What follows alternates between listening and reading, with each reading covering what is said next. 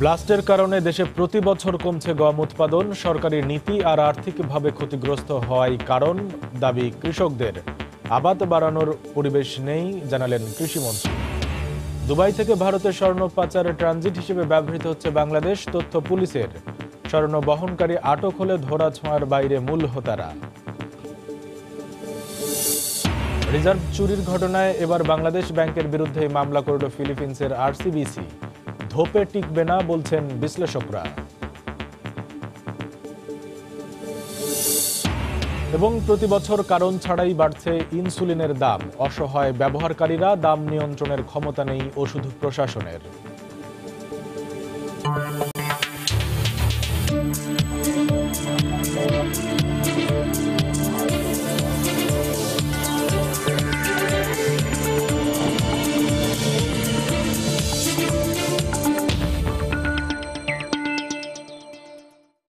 দেখছিলেন শিরোনাম। আমন্ত্রণ জানাচ্ছি দেশ ও দেশের বাইরের অর্থ বাণিজ্যের নানা খবর নিয়ে আমাদের নিয়মিত আয়োজন এ সময়ের বাণিজ্যে।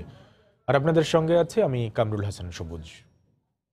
ব্লাস্ট রোগের কারণে দেশে প্রতি বছরই কমছে গম উৎপাদন। সরকারি হিসাবে গেল ৩ বছরে গম চাষের জমি কমেছে ৯৪,০০০ হেক্টর আর উৎপাদন কমেছে ৩.৫ লাখ টন। একই সময়ে আমদানি বেড়েছে প্রায় ১৮ লাখ টন।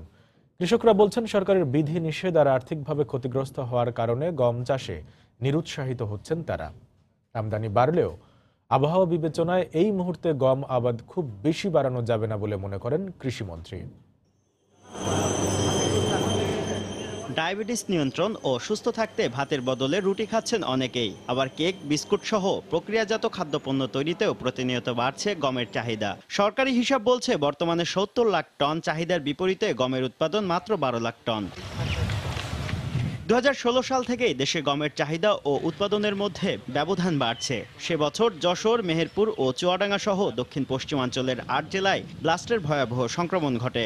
সংক্রমণ ঠেকাতে তখন ওইসব এলাকায় কৃষকদের গম চাষ না করার পরামর্শ দেয় সরকার। যদিও অবস্থার পরিবর্তন হয়নি এখনো। এবারও ব্লাস্টের সংক্রমণ দেখা দিয়েছে মেহেরপুরে। আমার এই গমটায় ব্লাস্ট রোগ লেগেছে, যার কারণে এটা ক্ষতিগ্রস্তর ভিতরে পড়েছে। এখানে থেকে মনে করেন যে কোনো একটা টাকাও আসবে না। গমের মাথা থেকে শুরু হয়ে নষ্ট হয়ে যাচ্ছে শেষ। টানা ৩ বছরে কোনো গমের ফলন নেই আমাদের এলাকায়। গম চাষ করি ৪ বিঘে ৫ বিঘে করি, আর আমরা আর গম আর বুনবো না। সরকারি হিসেবে ২০১৩-১৪ অর্থ বছরে দেশে গম আমদানি হয়েছে ৩৩ লাখ টন। গেল অর্থ বছরে তা দাঁড়িয়েছে ৫৮ লাখ টনে। চলতি বছর লক্ষ্যমাত্রা ধরা হয়েছে প্রায় ৬৫ লাখ টন। এ অবস্থায় অভ্যন্তরীণ উৎপাদন বাড়াতে সরকারকে উদ্যোগ নেওয়ার পরামর্শ কৃষি বিজ্ঞানীদের। ২ বছরের মধ্যে একটি জাত আবিষ্কার করতে পারবে এটা সম্ভব না, কারণ ক্লাসিক্যাল ব্রিডিংয়ে আপনার ১০-১২ বছরের মতো লেগে যায় একটা জাত উদ্ভাবন করতে। গম এবং ধানের ব্লাস্ট প্রতিরোধী জাত উদ্ভাবন করার জন্য একটি সমন্বিত এবং একটি কার্যকরী পদক্ষেপ গ্রহণ করা জাতীয়ভাবে প্রয়োজন বলে আমি মনে করি। যদিও কৃষিমন্ত্রী বলছেন, এ দেশের আবহাওয়া গম চাষের উপযোগী নয়, তাই নানা উদ্যোগ সত্ত্বেও সেভাবে আবাদ বাড়ছে না। এতদিন শীত থাকতে হবে, এত টেম্পারেচার, সেটা গম আবাদের জন্য খুব সহায়ক না আমাদের। এই জন্য অন্য ফসলের সাথে প্রতিযোগিতায় টিকছে না। খুব বেশি বাড়ানো যাবে না, তবে আমরা গমের আবাদ বাড়াবার চেষ্টা করছি। কৃষি বিজ্ঞানীরা বলছেন, বর্তমানে দেশের ১৪টি জেলায় ছড়িয়ে পড়েছে ব্লাস্ট রোগ। শুভ খান, সময় সংবাদ, ঢাকা। ঠাকুরগাঁওয়ে হিমাগারের পাইপের লিকেজ থেকে গ্যাস বের হয়ে নষ্ট হয়ে গেছে প্রায় ৩০ একর জমির ফসল। এতে চরম বিপাকে পড়েছেন কৃষকরা। এছাড়া গ্যাস নির্গত হওয়ায় অসুস্থ হয়ে পড়েছেন অনেকে। তবে ক্ষতিগ্রস্তদের সহায়তার আশ্বাস দিয়েছে প্রতিষ্ঠানটির মালিক। ঠাকুরগাঁও প্রতিনিধির তথ্য ও ছবি নিয়ে রিপোর্ট।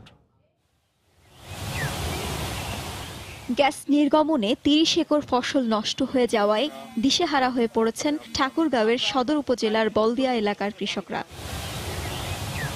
স্থানীয়রা জানান, মঙ্গলবার রাতে আমানত কোল্ড স্টোরেজ প্রাইভেট লিমিটেডের গ্যাসের পাইপলাইন লিকেজ হয়ে আশপাশে গ্যাস ছড়িয়ে পড়ে। খবর পেয়ে ঘটনাস্থলে পৌঁছে মেরামতের কাজ শুরু করে ফায়ার সার্ভিস। তাদের চেষ্টায় গ্যাসের নির্গমন নিয়ন্ত্রণে এলেও নষ্ট হয়ে যায় গম, ভুট্টা, মিষ্টি কুমড়া সহ বিভিন্ন আবাদি ফসল। এ অবস্থায় মহাজনের ঋণের টাকা পরিশোধ নিয়ে দুশ্চিন্তায় পড়েছেন কৃষকরা। গ্যাস লাইন ফাটল হওয়ার কারণে আমাদের মরিচ এবং কি আম গাছ, লিচু বাগান, আরও গম ক্ষেত, অন্যান্য খেতে মনে করেন যে সম্পূর্ণ নষ্ট হয়ে গেছে। মানুষ অসুস্থ হয়ে পড়ে, বিশেষ করে শিশু এবং মহিলারা সর্দি কাশি থেকে শুরু করে অন্যান্য অসুখে তারা আক্রান্ত হয়ে পড়ে। বাড়ি ছাড়ে ১ কিলো দূরে যায় রাত কাটাইছি। ইতোমধ্যে ক্ষতিগ্রস্ত কৃষকদের তালিকা তৈরি করা হয়েছে বলে জানিয়েছেন উপজেলা কৃষি কর্মকর্তা। আর তদন্তের ভিত্তিতে পদক্ষেপ নেওয়ার আশ্বাস দিয়েছেন আমানত কোল্ড স্টোরেজের মালিক। এ পর্যন্ত আমরা ৭০ জন কৃষকের তালিকা প্রণয়ন করেছি। সুদূরভাবে পর্যবেক্ষণ করে এর ক্ষতির পরিমাণটা আমরা নিরূপণ করতে পারবো।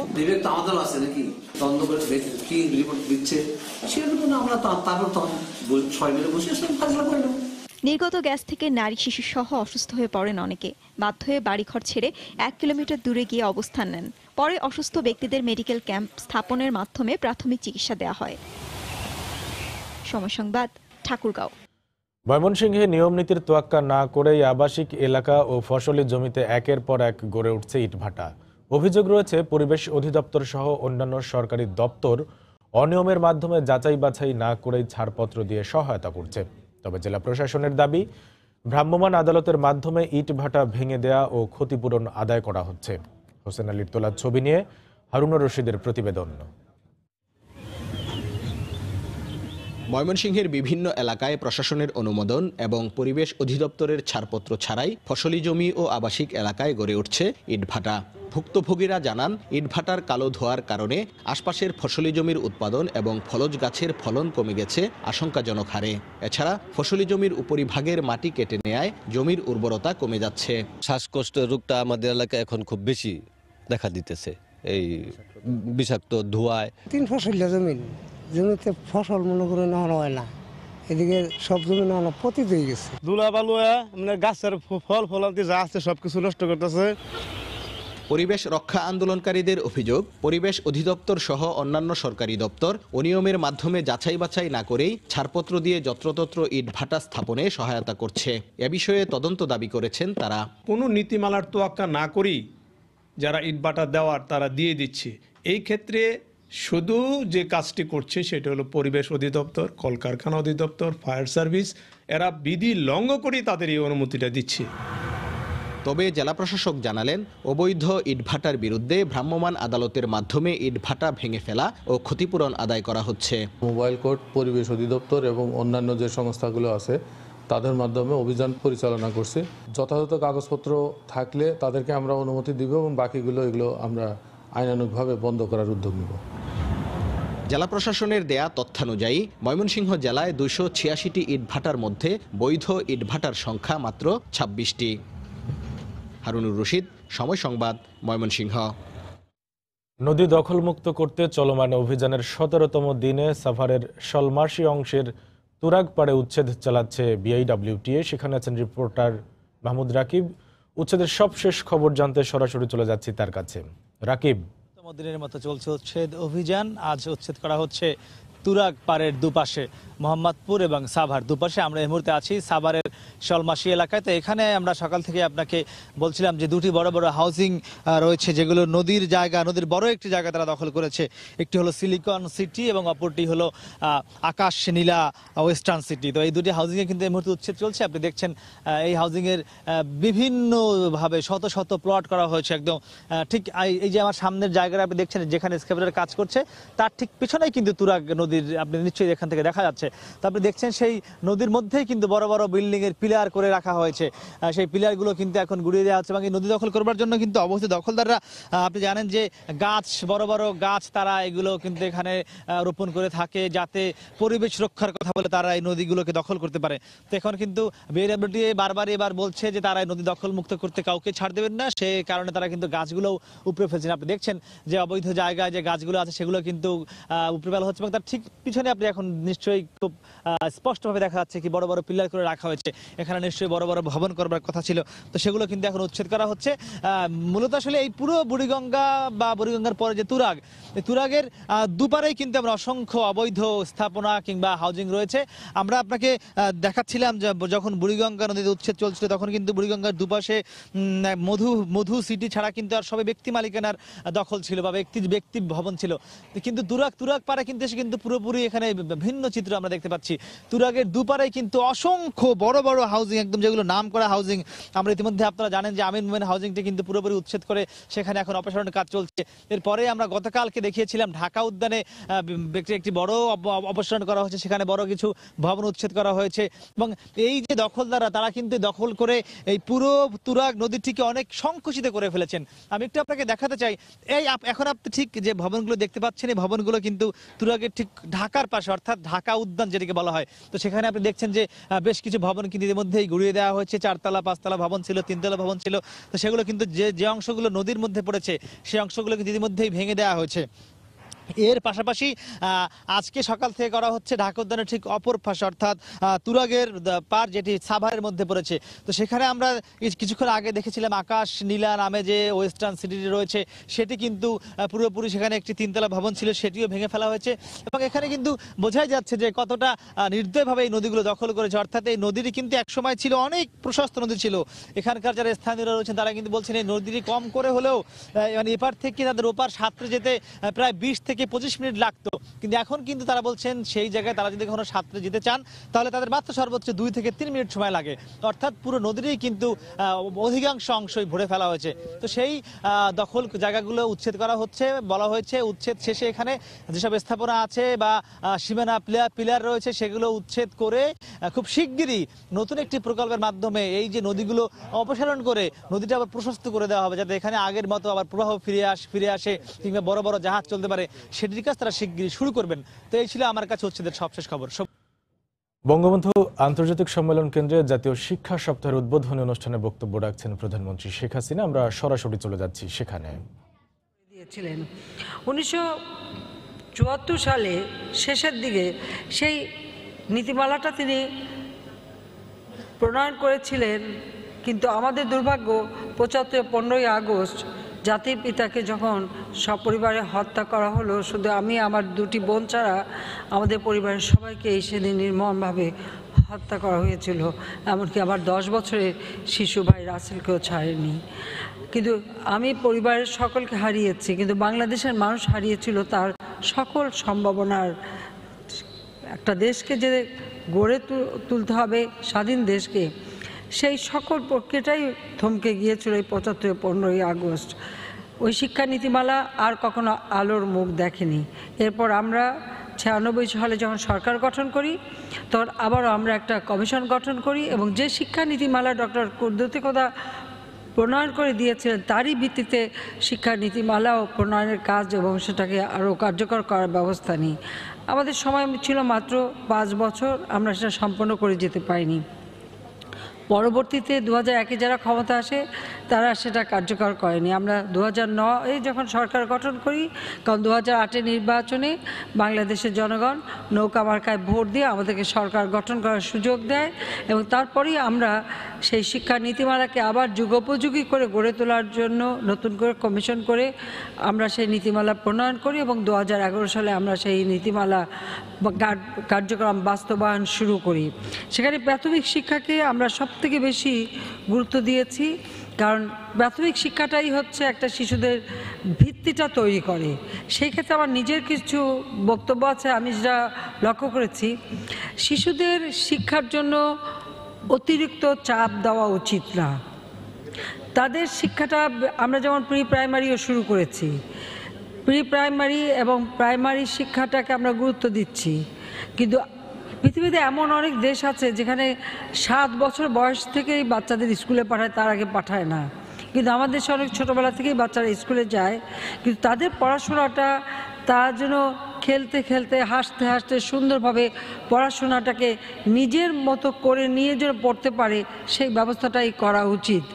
সেখানে অনবরত পর পর পর এই বলাটা বা ধমক দেওয়াটা বা তাদেরকে আরও বেশি চাপ দিলে শিক্ষার উপর তাদের আগ্রহটা কমে যাবে, একটা ভীতি সৃষ্টি হবে।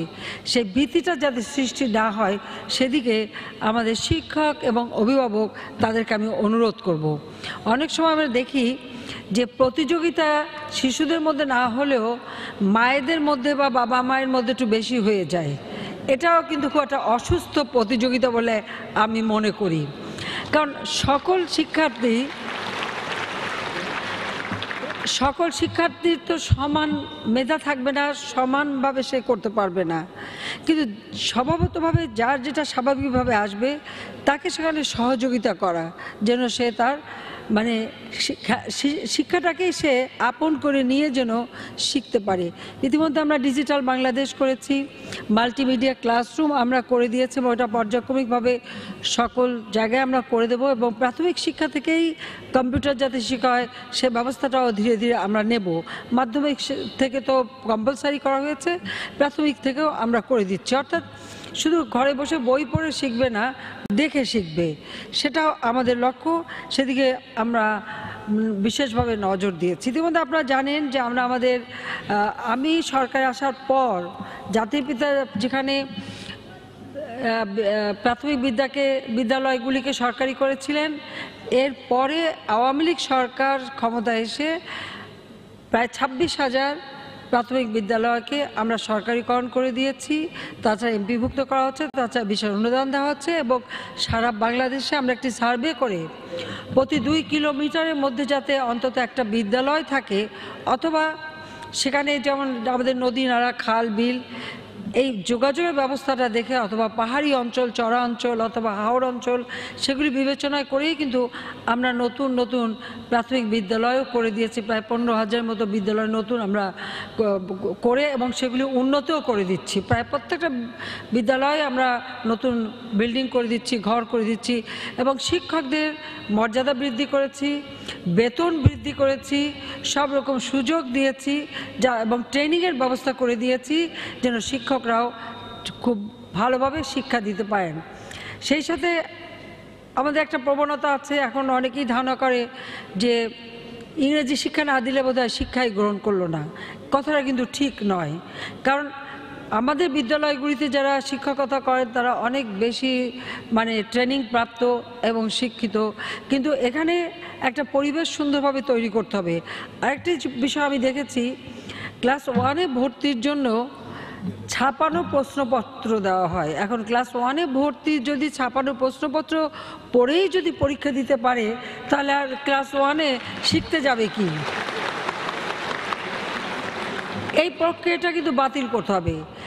যে কোনো এলাকা ভিত্তিক যে সকল প্রাইমারি স্কুল আছে, এটা ঢাকা শহর হোক, সারা বাংলাদেশ হোক, এখানে ইতিমধ্যে ব্যবস্থাটা নেওয়া হয়েছে, কিন্তু এটা আরও ভালোভাবে করা উচিত যে ওই এলাকার সমস্ত শিশু তার স্কুলে ঢোকার বয়স হওয়ার সাথে সাথেই তাকে স্কুলে নিয়ে নিতে হবে। 4-5 বছরের মধ্যেই তারা স্কুলে যাচ্ছে, তাদেরকে স্কুলে নেওয়ার ব্যবস্থা করে দিতে হবে, এবং সে ভর্তি হবে, সেখানে শিক্ষা দেওয়া হবে। সে শিখে পড়াশোনা শিখতেই তো স্কুলে যাবে, কিন্তু সেখানে আগেই যদি ছাপানো প্রশ্ন উত্তর ধরে দেওয়া হয় প্রশ্নপত্র, তাহলে এটা তো ঠিক না। কাজে এই প্রক্রিয়াটা বন্ধ করতে হবে, এটা আমার অনুরোধ, যে এটা থাকতে পারবে না। প্রত্যেকে স্কুলে ভর্তি হবে, এটা তার অধিকার, সে অধিকার নিয়েই সকল শিশু অন্তত তার এলাকায় স্কুলে ভর্তি হবে।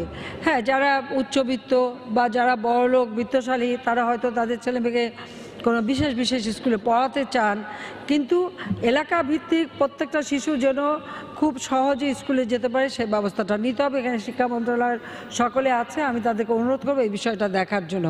কারণ আমি আমাদের ঢাকারই কোনো একটা স্কুলে প্রাইমারিতে একটা বাচ্চাকে ভর্তি করাতে যখন পাঠালাম, সেখানে দেখা গেল তাকে ছাপানো প্রশ্নপত্র দেওয়া হলো। যে এই বাচ্চা যদি ছাপানো প্রশ্নপত্র পড়ে উত্তর লিখতে পারে, তাহলে স্কুলে যাবে কেন? আর এত তাড়াতাড়ি স্কুলে যাওয়ার তো দরকারই হয় না। যাক, এটা এক ধরনের মানসিক অত্যাচার, এটা কোনো দরকার নাই। বাচ্চারা প্রথমে যাবে হাসি খেলার মধ্য দিয়ে পড়াশোনা করবে এবং শিক্ষাটাকে আকর্ষণীয় করে। ইতিমধ্যে আমরা প্রি প্রাইমারি থেকে মাধ্যমিক পর্যন্ত আমরা কিন্তু বিনা পয়সায় বই দিচ্ছি, বাবা মাকে বই কিনতে হয় না। প্রতিবার নতুন নতুন বই ছেলেমেয়েরা পায়। এখন আর বসে থেকে আগের দিন পুরনো বই পড়তে হয় না। সেটুকু খরচের দায়িত্ব কিন্তু সরকার নিয়েছে, আমরা করেছি, আওয়ামী লীগ সরকার নিয়েছে। এবং স্কুলে বাচ্চারা ঝরে পড়ে কেন? সেটাও আমরা খুঁজে বের করেছি। সেখানে আমরা যে স্কুল ফ্রি কর্মসূচি কিছু কিছু আমাদের সহযোগী দেশ তারা সহযোগিতা করে, এক বিস্কুট দেয়, সেই বিস্কুটের কাহিনী আপনারা শুনেছেন, কারণ আমি নিজে সেই বিস্কুটটা খেয়ে দেখেছিলাম। তারপর বলেছিলাম যে এই বিস্কুট এইভাবে একটানা খাওয়া যায় না, অন্তত চকলেট ফ্লেভার বা একটু ভ্যানিলা ফ্লেভার, একটু বিস্কুটের চেহারাগুলি পাল্টান তাহলে হবে। কিন্তু সেই সাথে যে উদ্যোগটা আমরা নিয়েছি যে সকলে স্বতঃস্ফূর্তভাবে প্রত্যেকটা স্কুল দরকার হলে টিফিন তৈরি করে দেবে অথবা মা টিফিন তৈরি করে দেবে, এবং মায়েদের নামে আমরা প্রাথমিক বিদ্যালয়ে যারা পড়াশোনা করে বৃত্তির টাকা মোবাইল ফোনের মাধ্যমে সরাসরি মায়েদের কাছে আমরা পৌঁছে দিচ্ছি। কাজে স্কুল থেকে যারা থাকবে মা যদি একটু টিফিন তৈরি করে দেয়, যা তৈরি করে দেবে সেটাই বাচ্চারা খেতে পারবে। এবং এটা প্রত্যেক মাকেই উদ্যোগ নিতে হবে, প্রত্যেক অভিভাবককে উদ্যোগ নিতে হবে, আর স্কুলের যারা শিক্ষক তাদেরকে উদ্যোগ নিতে হবে যেন স্কুলে তাদের টিফিনের ব্যবস্থাটা থাকে। আর মা যখন দেবে সেটা তো হবে, যেটা ইতিমধ্যে আমরা বেশ শুরু করেছি। তার ফলে অনেক জায়গায় আমরা এখন দেখেছি ঝরে পড়া প্রায় বন্ধ হয়ে গেছে। আর একটা হচ্ছে প্রতিবন্ধী বা অটিজম বা বিশেষ যাদের বিশেষ চাহিদা রয়েছে সেই সকল শিশু, আমাদের ছোট্ট শিশু, তাদেরকে শেখাতে হবে যে এরাও মানুষ, এরা একই সাথে পাশাপাশি থাকবে, বরং তাদের দেখাশোনার দায়িত্ব যারা সুস্থ শিশু তারাই নেবে, বন্ধু হবে এবং একসাথে তারা পড়াশোনা করবে। ইতিমধ্যে আমরা আমাদের বাচ্চাদের জন্য পড়াশোনা আপনারা জানেন যে প্রাথমিক বিদ্যালয়ে সেখানে প্রাথমিক একটা সার্টিফিকেটের জন্য আমরা একটা পরীক্ষা নিচ্ছি ক্লাস 5 থেকে, আর একটা ক্লাস 8-এ নিচ্ছি। এটার ব্যবস্থা এই জন্য করা হয়েছে শিক্ষাটাকে যেন কোনো ভীতির জিনিস মনে না করে। আর আমরা যখন ছোটোবেলা পড়াশোনা করেছি, যখন এসএসসি পরীক্ষা এসছে, তো এসএসসি পরীক্ষা দিতে হবে, বোর্ডের পরীক্ষা দিতে হবে, একথা শুনেই নার্ভাস, হাত কাঁপতো, পা কাঁপতো, গলা শুকাতো, পরীক্ষা দিতে গেলে সবাই নার্ভাস হয়ে যেতাম। ছোটোবেলা থেকে যখন বোর্ডে পরীক্ষা দিয়ে দিয়ে অভ্যস্ত হয়ে যাচ্ছে, তখন আর সেই 10 বছরের পরে পরীক্ষা দিতে যে আজকাল শিশুরা আর ভয় পায় না। আর তাছাড়া আমি ক্লাস 5-এ পড়ে একটা সার্টিফিকেট পাচ্ছি, একটা সার্টিফিকেট হাতে নিয়ে একটা ছবি, সেই ছবিটা ঘরে টাঙিয়ে রাখলে সেটাও তো নিজের একটা মানসিক একটা শক্তি আসে। আবার ক্লাস 8-এ উঠে একটা সার্টিফিকেট, তারও একটা ছবি থাকলো।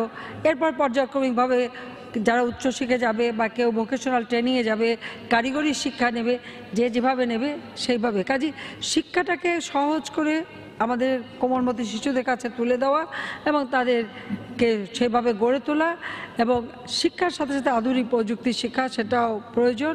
তবে প্রাথমিক ক্ষেত্রে আমি এটাই বলবো যে কোনো মতেই যেন তাদেরকে কোনো অতিরিক্ত চাপ না দেওয়া হয়, তাহলেই দেখবেন যে তারা ভিতরে একটা আলাদা শক্তি পাবে, আর এই একদম ভিতটা শক্তভাবে তৈরি হবে। আমরা সেদিকে লক্ষ্য রেখেই আমাদের প্রাথমিক শিক্ষাটা যাতে আরও উন্নত মানসম্মত হয় সেদিকে আমরা বিশেষভাবে দৃষ্টি দিচ্ছি, আমরা চাচ্ছি যে এবং এর জন্য আমরা একটা বিশেষ কর্মসূচিও নিয়েছি, আর এর জন্য যা টাকা লাগে আমরা তা দিচ্ছি। আমরা সকল শিশুর মানসম্মত প্রাথমিক শিক্ষা নিশ্চিত করার লক্ষ্যে 2018 থেকে 2023 সালের জন্য মেয়াদে একটা প্রকল্প নিয়েছি। 38,397 কোটি টাকার চতুর্থ প্রাথমিক শিক্ষা কর্মসূচি আমরা বাস্তবায়ন করে যাচ্ছি। কাজে শিক্ষার ক্ষেত্রে যত টাকা লাগে আমরা দিচ্ছি, এখানে আমরা কিন্তু আর অন্যদিকে তাকাই না। কাজে আমরা ইতিমধ্যেই শিশু কল্যাণ ট্রাস্টের আওতায় শিশু কল্যাণ প্রাথমিক বিদ্যালয় তৈরি করা হয়েছে। ঝরে পড়া যাতে বন্ধ হয় তার জন্য যেখানে বেশ দরিদ্র আমরা ইউনিফর্ম দিচ্ছি, ব্যাগ, শিক্ষা উপকরণ, শিক্ষা ভাতা, পরীক্ষার ফি পর্যন্ত অনেক ক্ষেত্রে দিয়ে দেওয়া হচ্ছে। এই সমস্ত সুবিধা আমরা দিচ্ছি। আর যারা আমাদের ক্ষুদ্র নৃগোষ্ঠী তাদের নিজেদের ভাষায়ও শিক্ষার ব্যবস্থা নেওয়া হয়েছে, সেভাবেও বই ছাপিয়ে দেওয়া হচ্ছে। যারা অন্ধ বা দৃষ্টি প্রতিবন্ধী তাদের জন্য ব্রেইল বই তৈরি করে বিনামূল্যে দেওয়া হচ্ছে। কাজে আমরা এভাবে যারা শ্রবণ প্রতিবন্ধী তাদের জন্য ব্যবস্থা নেওয়া হচ্ছে। আমরা এভাবে বিভিন্ন ব্যবস্থা আমরা নিয়ে আমাদের এমনকি যারা শ্রবণ প্রতিবন্ধী তাদেরকে পরীক্ষা করে তাদের হিয়ারিং এইড যাতে পায় তার ব্যবস্থাও আমরা করে দিচ্ছি। অর্থাৎ কারো কোনো অসুবিধা থাকলে, আর তাছাড়া বিনামূল্যে চিকিৎসার ব্যবস্থা, ওষুধের ব্যবস্থা তো আমরা করেই দিচ্ছি। সেভাবে আমরা কাজ করে যাচ্ছি যাতে আমাদের ছেলেমেয়েরা সকলে একসাথে মানুষ হতে পারে। সেখানে আমি একটা বলবো, সারাদিন শুধু পর পর বলে ভালো লাগে না, খেলাধুলা, এই যে মানে বিভিন্ন সাংস্কৃতিক চর্চা, বিভিন্ন কারিকুলামে আমাদের শিশুরা যাতে আরও সম্পৃক্ত হয় সে ব্যবস্থা নেওয়া। এবং আপনারা জানেন ইতিমধ্যে আমরা একটা সিদ্ধান্ত নিয়েছি, প্রতি উপজেলায় আমরা একটি করে মিনি স্টেডিয়াম তৈরি করে দিচ্ছি। এই মিনি স্টেডিয়ামটা থাকবে যেখানে সবসময় খেলাধুলা, স্পোর্টস, নানা ধরনের প্রতিযোগিতা যেন চলতে পারে সেদিকে দৃষ্টি দিতে হবে। সেভাবে আমরা এই মিনি স্টেডিয়াম প্রতি উপজেলায় করে দিচ্ছি, পর্যায়ক্রমিকভাবে আরও করে দেবো ইউনিয়ন পর্যায় পর্যন্ত। কোনো স্কুল বন্ধ না থাকে স্পোর্টসের সবাই সারা বছরই যেন আমাদের, এমনকি আমাদের দেশীয় খেলাগুলি সেগুলিও যেন তারা চর্চা করতে পারে, খেলতে পারে, সেই সুযোগটা আমরা সৃষ্টি করে দিচ্ছি। আমাদের প্রত্যেকটা মানে স্কুলে এরকম শরীরচর্চা বা সাংস্কৃতিক শিক্ষার জন্য সঙ্গীত চর্চা সেগুলির ব্যবস্থা আমরা নিচ্ছি। আর তাছাড়া ধর্মীয় শিক্ষার ব্যবস্থাও আমরা নিয়েছি। এভাবে শিক্ষাকে আমরা সার্বজনীন এবং বহুমুখী করে দিচ্ছি। ইতিমধ্যে আপনারা জানেন যে আমরা প্রাথমিক বিদ্যালয়ে, যেমন মেয়েদের বিদ্যালয়ে বঙ্গমাতা ফজিলাতুন্নেসা মুজিব ফুটবল টুর্নামেন্ট এবং ছেলেদের স্কুলে বঙ্গবন্ধু ফুটবল টুর্নামেন্ট চালু হয়েছে। এর ফলাফলটা আমরা দেখতে পাচ্ছি, এই যে ছোট্ট শিশুরা প্রতিযোগিতা করে করে এখন ধীরে ধীরে ফুটবল খেলায়, ক্রিকেট খেলায় আমাদের ছেলেমেয়েরা বেশ পারদর্শী হয়ে যাচ্ছে। এখন যখন পুরস্কার দিচ্ছিলাম, একটি ছোট্ট সোনামণি মেয়ে আমাকে বলল সে ভালো ক্রিকেট প্লেয়ার হতে চায়, শুনে আমার খুব খুশি লাগলো। কাজে এই যে তাদের ভিতরে যে একটা আকাঙ্ক্ষা, তারাও প্রতিযোগিতা করবে, স্পোর্টসের বিভিন্ন ক্ষেত্রে প্রতিযোগিতা করবে, সেখান থেকে তারা পুরস্কার পাবে এবং ভবিষ্যতে বাংলাদেশের জন্য তারা আন্তর্জাতিক সম্মাননা নিয়ে আসবে, সেটাই আমরা আশা করি। আর তাছাড়া প্রাথমিক বিদ্যালয়ে আমরা কাব স্কাউটিংও প্রায় প্রত্যেক বিদ্যালয় যাতে চালু হয় তারও নির্দেশ দিয়েছি এবং সেটা পর্যায়ক্রমিকভাবে সম্প্রসারণ করা হচ্ছে। স্কাউটিংয়ের মধ্য দিয়ে ছেলেমেয়েরা ডিসিপ্লিন শেখে এবং তাদের অনেক গুণ আসে।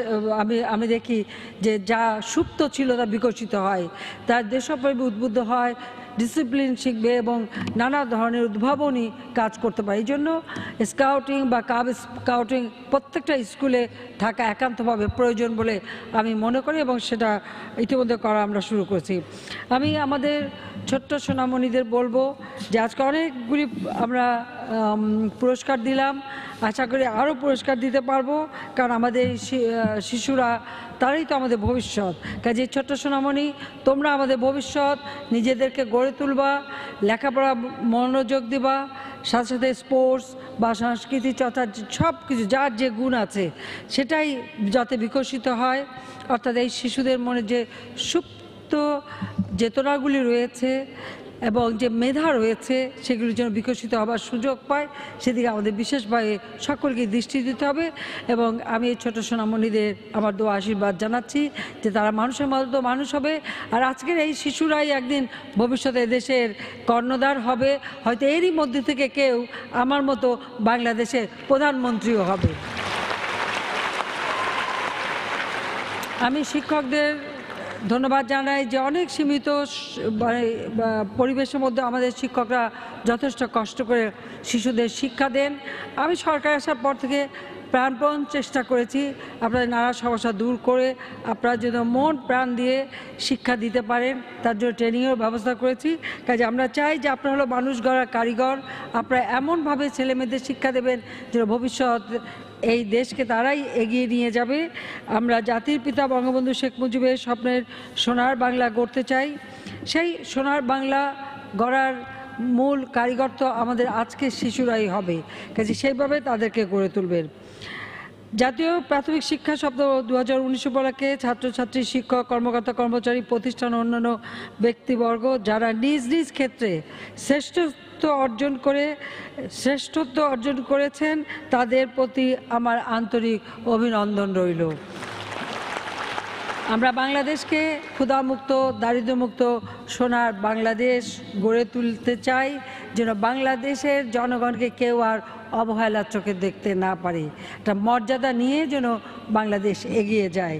আমি জাতীয় প্রাথমিক শিক্ষা সপ্তাহ 2019-এর শুভ উদ্বোধন ঘোষণা করছি। রিজার্ভ চুরির ঘটনায় নাম জড়ানোর মানহানির অভিযোগে এবার বাংলাদেশ ব্যাংকের বিরুদ্ধে পাল্টা মামলা করেছে ফিলিপিন্সের reserve commercial banking corporation RCBC. পাশাপাশি ক্ষতিপূরণ হিসেবে $19 লাখ দাবি করেছে আরসিবিসি। ফিলিপিন্সের মাকাতি শহরের আঞ্চলিক আদালতে মামলা করা হয়। আরসিবিসি কর্তৃপক্ষ জানায়, বিশ্বের সবচেয়ে বড় সাইবার হ্যাকিংয়ের মাধ্যমে অর্থ চুরির ঘটনায় এ ব্যাংকের বিরুদ্ধে আনা অভিযোগগুলো ভিত্তিহীন।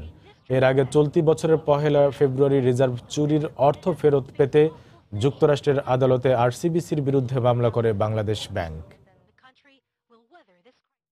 তবে ফিলিপিন্সের আদালতে আরসিবিসি দোষী সাব্যস্ত হয় এই মামলার কোনো ভিত্তি নেই বলে মনে করেন বাংলাদেশ ব্যাংকের সাবেক ডেপুটি গভর্নর ইব্রাহিম খালেদ।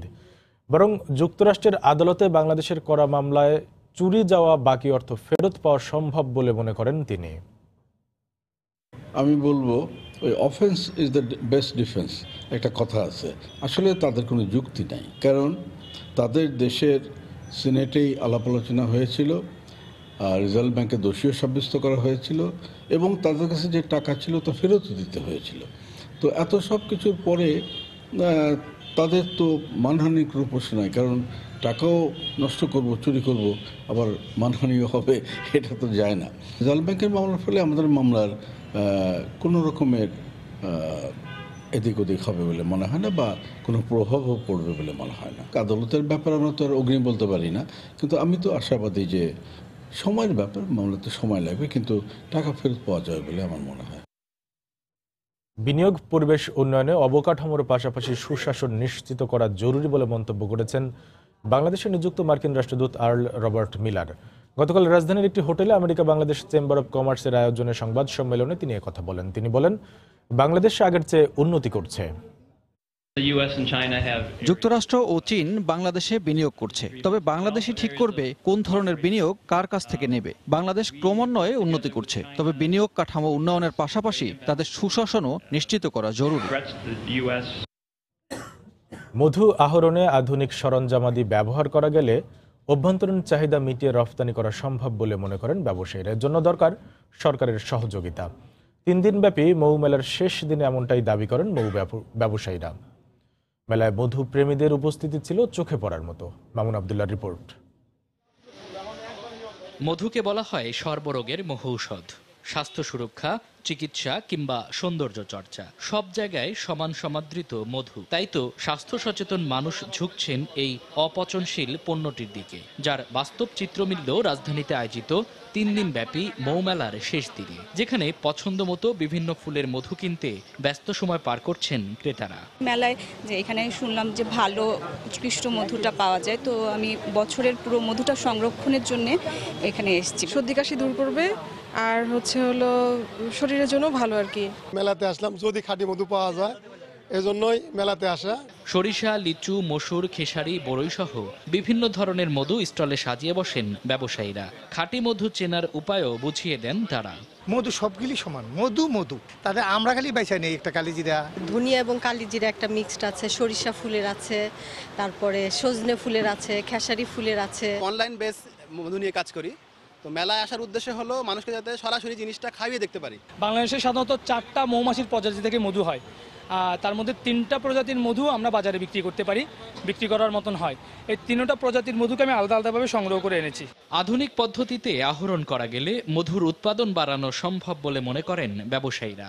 সেই সঙ্গে ব্যবসা সম্প্রসারণে দরকার সহজ শর্তে ঋণ সহযোগিতা। ঔষধগুলো যেন আমরা সহজভাবে নিয়ে আসতে পারি, এইটা হলে আমাদের মৌ চাষের আরও অনেক উন্নত হবে। বিভিন্ন মনে করেন আমাদের ফর্মিক অ্যাসিড লাগে, এখন ওই অ্যাসিড আবার বহন করা নিষেধ। গভর্নমেন্ট স্বল্প সুদে স্বল্প সার্ভিস চার্জেস লোন দেয়, তাহলে আমি মনে করি মৌ চাষটা আরও বাড়বে। 1 লক্ষ মেট্রিক টন পর্যন্ত মধুর সম্ভাবনা আছে। বর্তমানে 18,000 মৌচাষী সহ প্রায় 2 লাখ মানুষ মধু উৎপাদন খাতের সাথে জড়িত। মামুন আব্দুল্লাহ, সময় সংবাদ, ঢাকা। তরুণ নির্মাতাদের ফিল্ম বানানোর স্বপ্ন পূরণে প্রতিযোগিতার আয়োজন করেছে মেরিল প্রথম আলো। আগামীর নির্মাতা শিরোনামের এই প্রতিযোগিতায় অংশগ্রহণের শেষ তারিখ 18 মার্চ। অংশগ্রহণকারীদের মধ্যে প্রতিভাবান 100 জন পাবেন দেশ সেরা নির্মাতাদের সঙ্গে ওয়ার্কশপ করার সুযোগ। সেখান থেকে বাছাই করা হবে সেরা 10 ও তারপর সেরা 3। সেরা 3 জন পাবেন তাদের স্বপ্নের ছবি বানানোর সুযোগ। আর শীর্ষ বিজয়ী নির্মাতা পাবেন কান চলচ্চিত্র উৎসবে যাওয়া ও মেরিল প্রথম আলো পুরস্কার মঞ্চে থাকার সুযোগ।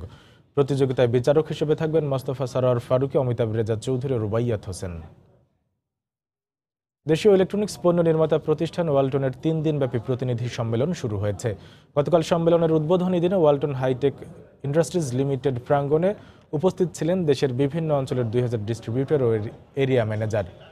এ সময় প্রতিষ্ঠানটির নির্বাহী পরিচালক আমিন খান সহ ঊর্ধ্বতন কর্মকর্তারা উপস্থিত ছিলেন। আর সম্মেলনের দ্বিতীয় দিনে ওয়ালটন প্লাজা ম্যানেজার ও ডিলার সহ প্রায় 3000 ব্যবসায়ী ও শেষ দিনে ওয়ালটন গ্রুপের সহযোগী প্রতিষ্ঠান মার্সেলের বিক্রয় প্রতিনিধি ও ঊর্ধ্বতন কর্মকর্তা সহ প্রায় 1000 ব্যবসায়ী অংশ নেবেন। এ সময়ের বাণিজ্যের শীর্ষ সংবাদ জানিয়ে দিচ্ছি আরেকবার। প্রাথমিক স্তরে ভর্তিতে কোনো পরীক্ষা নেওয়া যাবে না, জাতীয় প্রাথমিক শিক্ষা সপ্তাহে প্রধানমন্ত্রী। বয়স হলেই স্থানীয় স্কুলে ভর্তি নেওয়ার নির্দেশ। ব্লাস্টের কারণে দেশে প্রতি বছর কমছে গম উৎপাদন, সরকারি নীতি আর আর্থিকভাবে ক্ষতিগ্রস্ত হওয়াই কারণ, দাবি কৃষকদের। আবাদ বাড়ানোর পরিবেশ নেই, জানালেন কৃষিমন্ত্রী। দুবাই থেকে ভারতে স্বর্ণ পাচারের ট্রানজিট হিসেবে ব্যবহৃত হচ্ছে বাংলাদেশ, তথ্য পুলিশের। স্বর্ণ বহনকারী আটক হলে ধরাছোঁয়ার বাইরে মূল হোতারা। রিজার্ভ চুরির ঘটনায় এবার বাংলাদেশ ব্যাংকের বিরুদ্ধেই মামলা করল ফিলিপিন্সের আরসিবিসি। ধোপে টিকবে না বলছেন বিশ্লেষকরা।